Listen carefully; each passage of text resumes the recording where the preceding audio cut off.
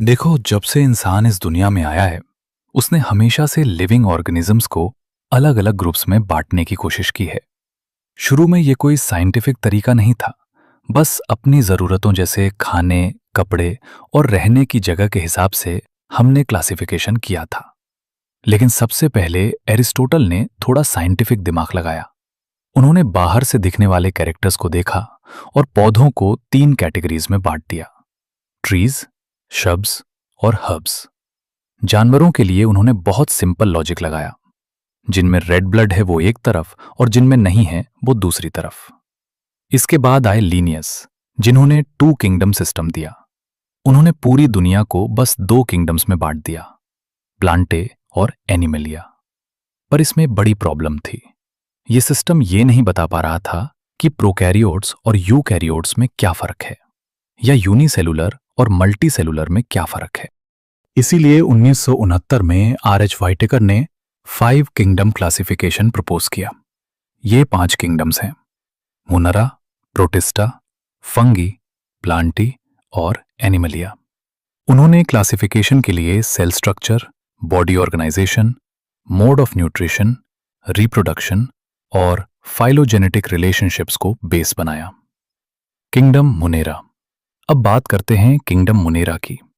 याद रखना, बैक्टीरिया ही kingdom Monera के इकलौते मेंबर्स हैं। इसलिए ही एनसीईआरटी कहती है, bacteria are the sole members of kingdom Monera. ये दुनिया में सबसे ज्यादा मिलने वाले माइक्रो ऑर्गेनिजम्स हैं। बैक्टीरिया हर जगह मिलते हैं, चाहे वो बहुत गर्मी हो, रेगिस्तान हो, बर्फ हो या गहरा समंदर। इनमें से बहुत सारे तो पैरासाइट्स की तरह दूसरों के ऊपर या अंदर रहते हैं। बैक्टीरिया को उनकी शेप के हिसाब से 4 ग्रुप्स में बांटा गया है: कोकस, जो गोल होते हैं; बैसिलस, जो रॉड जैसे दिखते हैं; विब्रियम, जो कॉमा शेप के होते हैं; और स्पाइरलम, जो स्प्रिंग की तरह स्पाइरल होते हैं। बैक्टीरिया का स्ट्रक्चर भले ही बहुत सिंपल दिखे, पर इनका बिहेवियर बहुत कॉम्प्लेक्स होता है। ये बहुत ज्यादा मेटाबॉलिक डाइवर्सिटी दिखाते हैं। कुछ अपना खाना खुद बनाते हैं, यानी ऑटोट्रॉफिक होते हैं, पर ज्यादातर बैक्टीरिया हेट्रोट्रॉफ्स होते हैं, मतलब वो खाने के लिए दूसरों पर डिपेंड करते हैं। मोनेरा के 2 बड़े ग्रुप्स। एक, आर्की बैक्टीरिया। ये बैक्टीरिया बहुत स्पेशल हैं, क्योंकि ये बहुत ही मुश्किल जगहों पर मिलते हैं। जो बहुत साल्टी एरियाज में रहें उन्हें हेलोफाइल्स कहते हैं, जो गर्म झरनों में रहें उन्हें थर्मो एसिड फाइल्स, और जो दलदली इलाकों में रहें उन्हें मेथोनोजेंस कहते हैं। इनकी सेल वॉल का स्ट्रक्चर अलग और खास होता है, जो इन्हें इन मुश्किल कंडीशंस में जिंदा रखता है। मिथेनोजेंस गाय भैंस के पेट में भी होते हैं, जिसकी वजह से उनके गोबर से बायोगैस बनती है। 2, यू बैक्टीरिया। इन्हें ट्रू बैक्टीरिया कहा जाता है। इनकी पहचान है इनकी मजबूत रिजिड सेल वॉल और हिलने के लिए फ्लैजेलम। साइनोबैक्टीरिया। इन्हें ब्लू ग्रीन एल्गी भी कहते हैं। इनमें क्लोरोफिल ए होता है। ये कॉलोनी बनाकर या धागे की तरह रहते हैं। इनके पास हेट्रोसिस्ट्स नाम के खास सेल्स होते हैं जो नाइट्रोजन फिक्स करते हैं, जैसे नोस्टॉक और एनाबेना। Chemosynthetic autotrophs. ये इनऑर्गेनिक चीजों से अपनी एनर्जी बनाते हैं और न्यूट्रिएंट्स की रिसाइकलिंग में मदद करते हैं। Heterotrophic bacteria. ये नेचर में सबसे ज्यादा पाए जाते हैं। ये दूध से दही बनाने, एंटीबायोटिक्स बनाने और नाइट्रोजन फिक्स करने में काम आते हैं। हालांकि कुछ बैक्टीरिया टाइफाइड और टिटनेस जैसी बीमारियां भी फैलाते हैं। बैक्टीरिया मेनली फिशन से डिवाइड होते हैं। कभी कभी ये स्पोर्स भी बनाते हैं। लास्ट में आते हैं माइकोप्लाज्मा पर। ये ऐसे जीव हैं जिनमें सेल वॉल बिल्कुल नहीं होती। ये दुनिया की सबसे छोटी लिविंग सेल्स हैं और बिना ऑक्सीजन के भी जिंदा रह सकती हैं। ये अक्सर पौधों और जानवरों में बीमारियां फैलाते हैं। किंगडम मोनेरा के बाद अब बात करते हैं हमारे दूसरे किंगडम की, जिसका नाम है किंगडम प्रोटिस्टा। एनसीईआरटी के हिसाब से इसके हर एक पॉइंट को एकदम आसान तरीके से समझते हैं। Kingdom protista. एनसीईआरटी की सबसे पहली और सबसे इंपॉर्टेंट लाइन: सब सिंगल सेल्ड यूकैरियोट्स को प्रोटिस्टा के अंदर रखा गया है। मतलब, अगर कोई जीव एक सेल वाला है और उसका सेल एडवांस्ड है तो वो इसी किंगडम में आएगा। लेकिन इस किंगडम की बाउंड्रीज थोड़ी मिक्स हैं। हो सकता है जो एक बायोलॉजिस्ट के लिए फोटोसिंथेटिक प्रोटिस्टिन हो, वो दूसरे के लिए प्लांट हो। प्रोटिस्ट ज्यादातर पानी में मिलते हैं। क्योंकि ये यूकैरियोट्स हैं, तो इनके सेल के अंदर एक वेल डिफाइंड न्यूक्लियस और मेम्ब्रेन बाउंड ऑर्गेनीज जैसे माइटोकॉन्ड्रिया होते हैं। कुछ के पास मूव करने के लिए फ्लैगेला या सीलिया भी होते हैं। प्रोटिस्टा को 5 मेन ग्रुप्स में बांटा गया है। 1. क्राइसोफाइट्स। इसमें डायटम्स और गोल्डन एल्गी डेजमेट्स आते हैं। ये फ्रेश वाटर और समुद्र दोनों में मिलते हैं। ये बहुत छोटे होते हैं और पानी की लहरों के साथ बहते रहते हैं। डायटम्स की सेल वॉल बहुत खास होती है। ये दो पतली ओवरलैपिंग शेल्स की तरह होती है, बिल्कुल एक सोप बॉक्स की तरह। इनकी वॉल्स में सिलिका होता है, इसलिए ये कभी खत्म नहीं होती। जब ये मरते हैं तो समुद्र के नीचे इनकी वॉल्स जमा होकर डायटमेशियस अर्थ बनाती हैं। इसका इस्तेमाल पॉलिशिंग और ऑयल्स के फिल्ट्रेशन में होता है। डायटम्स समुद्र के चीफ प्रोड्यूसर्स हैं। 2. डाइनोफ्लैगलेट्स। ये ज्यादातर समुद्र में मिलते हैं और फोटोसिंथेटिक होते हैं। ये पीले, हरे, ब्राउन, नीले या लाल रंग के हो सकते हैं। इनकी सेल वॉल के बाहर हार्ड सेल्यूलोज प्लेट्स होती हैं। इनके पास 2 फ्लैगेला होते हैं। रेड डाइनोफ्लैगलेट्स जैसे गोनियालेक्स इतनी तेजी से मल्टीप्लाई करते हैं कि पूरा समुद्र लाल दिखने लगता है, जिसे रेड टाइड्स कहते हैं। इनसे निकलने वाला जहर मछलियों को मार भी सकता है। 3. यूग्लेनॉइड्स। ये ज्यादातर ठहरे हुए फ्रेश वाटर में मिलते हैं। इनकी सबसे बड़ी पहचान ये है कि इनमें सेल वॉल नहीं होती, बल्कि उसकी जगह प्रोटीन की एक लेयर होती है जिसे पेलिकल कहते हैं। इसकी वजह से इनकी बॉडी फ्लेक्सिबल होती है। इनके पास 2 फ्लैगेला होते हैं, एक छोटा और एक लंबा। ये बहुत स्मार्ट होते हैं। धूप होने पर फोटोसिंथेसिस करते हैं और धूप न होने पर हेटेरोट्रॉप्स की तरह बिहेव करते हैं। इसका एग्जाम्पल है यूग्लिना। 4. Slime moulds. ये सेप्रोफाइटिक प्रोटिस्ट हैं, मतलब ये सड़ी गली टहनियों और पत्तियों को खाते हैं। अच्छी कंडीशंस में ये एक बड़ा ग्रुप बनाते हैं जिसे प्लाज्मोडियम कहते हैं। लेकिन जब कंडीशंस खराब होती हैं तो ये फ्रूटिंग बॉडीज बनाते हैं जिनमें स्पोर्स होते हैं।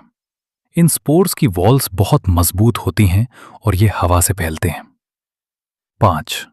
प्रोटोजोन्स। ये सब हेटेरोट्रॉफ्स होते हैं और शिकारी या पैरासाइट की तरह रहते हैं। इनके 4 मेन ग्रुप्स हैं। Amoeboid protozoans.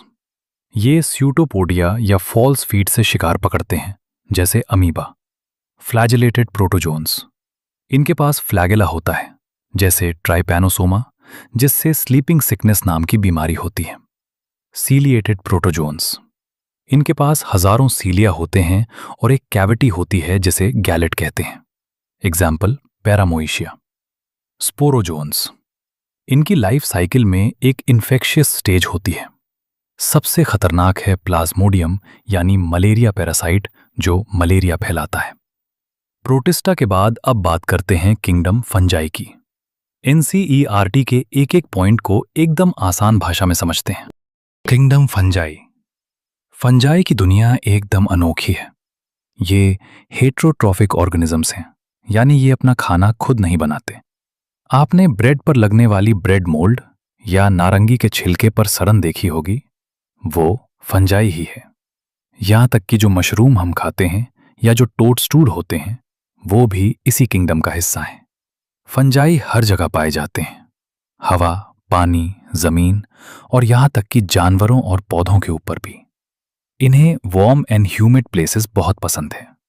इसीलिए हम खाना फ्रिज में रखते हैं ताकि उसे बैक्टीरिया और फंजाई से बचाया जा सके। ज्यादातर फंजाई फिलामेंट्स होते हैं, यानी धागे जैसे। लेकिन ईस्ट एक एक्सेप्शन है। यूनिसेल्यूलर होता है और इसका इस्तेमाल ब्रेड और बियर बनाने में होता है। फंजाई की बॉडी में धागे जैसी लंबी स्ट्रक्चर्स होती हैं जिन्हें हाइफी कहते हैं।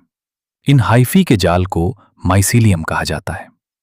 कुछ हाइफी लगातार ट्यूब जैसी होती हैं जिनमें बहुत सारे न्यूक्लियस भरे होते हैं। इन्हें कोएनोसाइटिक हाइफी कहते हैं। फंजाई की सेल वॉल बहुत खास होती है। ये काइटिन और पॉलीसेकेराइड्स की बनी होती है। फंजाई अपना खाना सड़े गले ऑर्गेनिक मैटर से सोखते हैं, इसलिए इन्हें सेप्रोफाइट्स कहते हैं। जो दूसरे पौधों या जानवरों पर जिंदा रहते हैं उन्हें पैरासाइट्स कहते हैं। ये सिम्बायोन्ट्स की तरह भी रह सकते हैं, जैसे एल्गी के साथ मिलकर लाइकेंस बनाना या बड़े पौधों की जड़ों के साथ मिलकर माइकोराइजा बनाना। फंजाई में 3 तरीकों से रिप्रोडक्शन होता है: वेजिटेटिव, फ्रैगमेंटेशन, फिशन और बडिंग के जरिए। एसेक्सुअल, इसमें खास तरह के स्पोर्स बनते हैं जैसे कोनिडिया, स्पोरैंगियोस्पोर्स या जूस्पोर्स। सेक्सुअल, इसमें ऊस्पोर्स, एस्कोस्पोर्स और बेसिडियोस्पोर्स बनते हैं। सेक्सुअल साइकिल में 3 स्टेप्स होते हैं: प्लाज्मोगेमी, 2 सेल्स के प्रोटोप्लाज्म का मिलना; कैरियोगेमी, 2 न्यूक्लियस का आपस में मिलना; मियोसिस, जाइगोट में डिवीजन होकर हैप्लॉइड स्पोर्स बनना। एनसीईआरटी ने फंजाई को उनके माइसीलियम और स्पोर्स के हिसाब से 4 क्लासेस में बांटा है। 1. फाइकोमायासिटीज, ये पानी में या सड़ती हुई लकड़ियों और नमी वाली जगहों पर मिलते हैं। इनका माइसीलियम सेप्टेट नहीं होता और कोइनोसाइटिक होता है। इसके एग्जाम्पल हैं म्यूकर, ब्रेड मोल्ड और एल्बगो। 2. एस्कोमायासिटीज, इन्हें सैक फंजाई भी कहते हैं।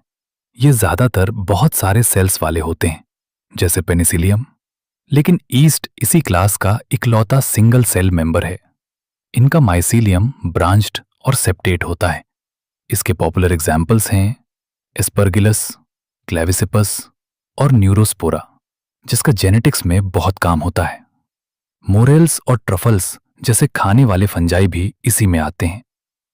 3. बेसिडियोमायसिटीज, इन्हें हम मशरूम, ब्रैकेट फंजाई या पफ बॉल्स के नाम से जानते हैं।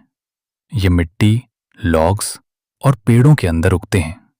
इनमें एसेक्सुअल स्पोर्स नहीं मिलते, पर सेक्सुअल रिप्रोडक्शन खास तरीके से होता है।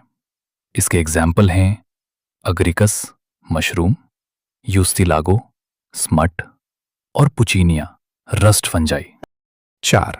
ड्यूटेरोमाइसीटीज, इन्हें इम्परफेक्ट फंजाई कहते हैं क्योंकि इनकी सिर्फ एसेक्सुअल स्टेज ही पता है। जब इनकी सेक्सुअल स्टेज मिल जाती है तो इन्हें दूसरी क्लासेस में भेज दिया जाता है। ये अक्सर डीकम्पोजर्स होते हैं और मिनरल रिसाइकलिंग में मदद करते हैं। इसके एग्जाम्पल्स हैं ऑल्टनारिया, कोलेटोट्रिकम और ट्राइकोडर्मा। किंगडम प्लांटे और एनिमैलिया को हम अलग चैप्टर में पढ़ेंगे। किंगडम क्लासिफिकेशन के बाद अब हम उन चीजों के बारे में बात करेंगे जिन्हें विटकर ने अपने 5 किंगडम्स में कहीं जगह ही नहीं दी। ये हैं वायरस, वायरोइड्स, प्रायंस और लाइकेन। एनसीईआरटी के हिसाब से इनके हर एक पॉइंट को एकदम आसान भाषा में समझते हैं। वायरस, हम सबको कभी न कभी जुकाम या फ्लू हुआ ही है और ये सब वायरस की वजह होता है। वायरस को विटकर के क्लासिफिकेशन में जगह इसलिए नहीं मिली क्योंकि इन्हें पूरी तरह लिविंग नहीं माना जाता। वायरस एक नॉन सेलुलर जीव है। इसका मतलब है कि जब ये किसी होस्ट सेल के बाहर होता है तो ये एक बेजान क्रिस्टल, इनर्ट क्रिस्टलाइन स्ट्रक्चर जैसा होता है। लेकिन जैसे ही ये किसी लिविंग सेल के अंदर घुसता है, ये उसकी पूरी मशीनरी पर कब्जा कर लेता है और अपनी कॉपीज बनाने लगता है। फिर ये उस होस्ट सेल को मार देता है। वायरस नाम का मतलब होता है वेनम या पॉइजनस फ्लूइड। डीजे इवानोव्स्की 1892 में सबसे पहले टोबैको के पौधों में मोसाइक बीमारी करने वाले ऑर्गेनिजम्स को पहचाना था। बेइज रिंक 1898। इन्होंने दिखाया कि बीमार पौधे का रस, एक्सट्रैक्ट, अगर हेल्दी पौधे पर डाला जाए तो उसे भी इन्फेक्शन हो जाता है। इन्होंने इस इन्फेक्शियस फ्लूइड को कंटेगियम विवम फ्लूइडम कहा। WM Stanley 1935।